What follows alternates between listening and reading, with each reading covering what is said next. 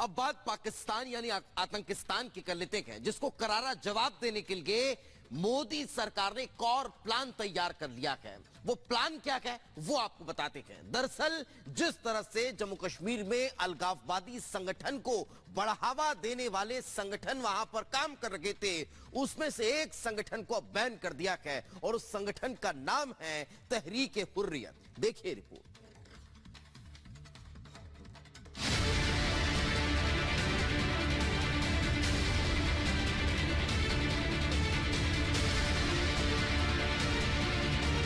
मोदी सरकार ने ठाना आतंक है मिटाना।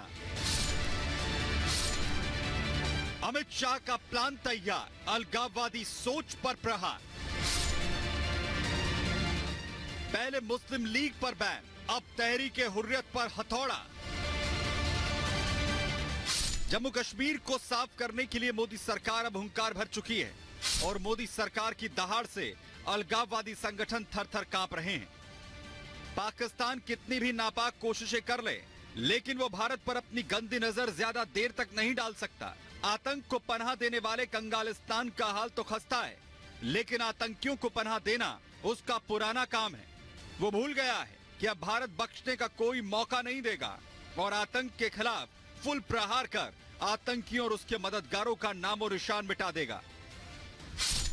घाटी से आतंकवाद को खत्म करने के लिए केंद्र सरकार ने एक बड़ा फैसला किया है। जम्मू कश्मीर में अलगाववादी विचारधारा को फैलाने वाले संगठन तहरीक-ए-हुर्रियत को भारत सरकार ने बैन कर दिया है। सरकार का ये फैसला आतंक के खिलाफ एक बड़ा एक्शन माना जा रहा है। ये सरकार के लिए बड़ी उपलब्धि इसलिए भी है क्योंकि चंद दिन पहले ही सरकार ने मसरत आलम ग्रुप यानी मुस्लिम लीग जम्मू कश्मीर पर बैन लगाया था और उसके बाद अब तहरीक-ए-हुर्रियत पर एक्शन लिया गया है। आतंक के इकोसिस्टम पर केंद्र सरकार का बड़ा प्रहार लगातार जारी है। साल के आखिरी दिन केंद्रीय गृह मंत्रालय ने तहरीक-ए-हुर्रियत पर यूएपीए के तहत बैन लगाने का ऐलान कर दिया। अब तहरीक-ए-हुर्रियत जो सैयद अली शाह गिलानी की तरफ से 2004 में बनाई गई थी, वो देश के खिलाफ षड्यंत्र में पूरी तरह से मुलव्वस पाई गई, जिसके बाद केंद्र ने एक बड़ा फैसला लिया। केंद्रीय गृह मंत्री अमित शाह ने ट्वीट कर इस बात की जानकारी दी कि अनलॉफुल एक्टिविटीज प्रिवेंशन एक्ट के तहत केंद्र सरकार ने तहरीक-ए-हुर्रियत को बैन करने का फैसला लिया है।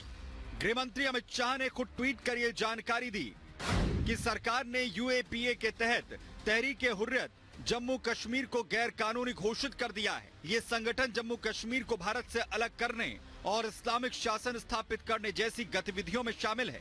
ये संगठन जम्मू कश्मीर में अलगाववाद को बढ़ावा देने के लिए भारत विरोधी प्रचार फैला रहा है।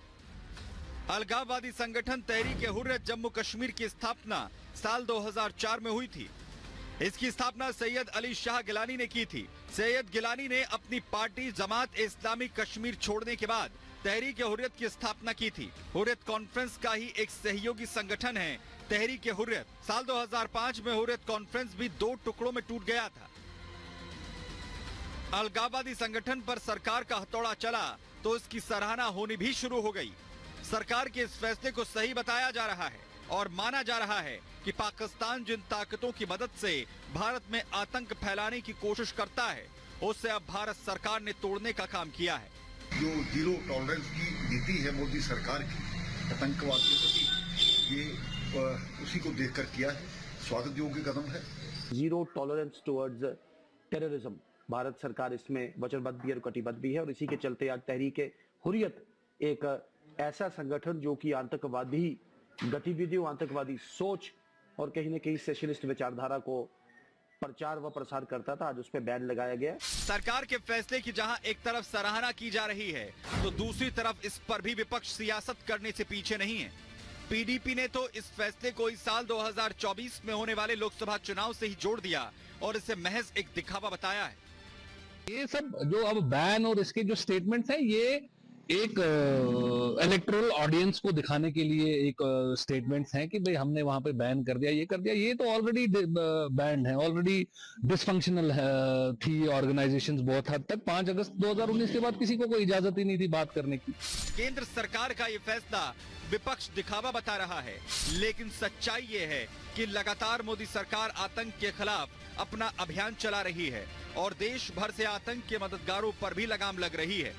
न सिर्फ जम्मू कश्मीर में बल्कि पूर्वोत्तर में भी मोदी सरकार इसी एजेंडे के साथ चल रही है।